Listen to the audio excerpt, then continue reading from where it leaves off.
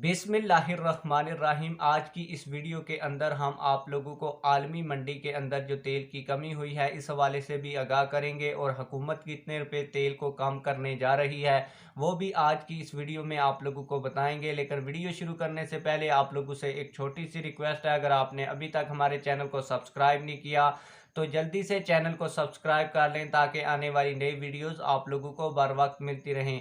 आप लोगों को बताता चलूं कि पिछले 3 महीने से आलमी मंडी के अंदर खाम तेल की कीमतों में लगातार कमी हो रही है, लेकिन पाकिस्तान हुकूमत 3 महीनों से लगातार तेल की कीमतों में इजाफा कर रही है। आप लोगों को बताता चलूं कि अगर आलमी मंडी में तेल की कीमत की कमी को देखा जाए तो इस वक्त पाकिस्तान में 200 रुपये फ़ी लीटर पेट्रोल होना चाहिए, लेकिन हुकूमत IMF से कर्जा लेने की वजह से लगातार पेट्रोल की कीमत को बढ़ा रही थी।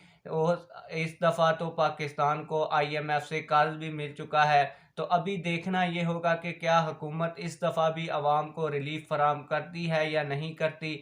अगर कम अज़ कम मार्जिन में देखा जाए तो तकरीबन 10 रुपये कम कर सकती है पाकिस्तान की हुकूमत पेट्रोल की फ़ी लीटर में कमी। लेकिन मुझे नहीं लगता कि ये हुकूमत इस दफ़ा भी पेट्रोल की कीमत में कमी वाक़या करे, बल्कि ये करेंगे कि पेट्रोल की कीमत तो कम करेंगे लेकिन टैक्सेस लगा के कीमत फिर वही 230 तक पहुंच जाएगी। अगर ज़्यादा से ज़्यादा भी हुकूमत का कम करने का दिल हुआ तो वो 3 या 4 रुपये कमी कर सकती है।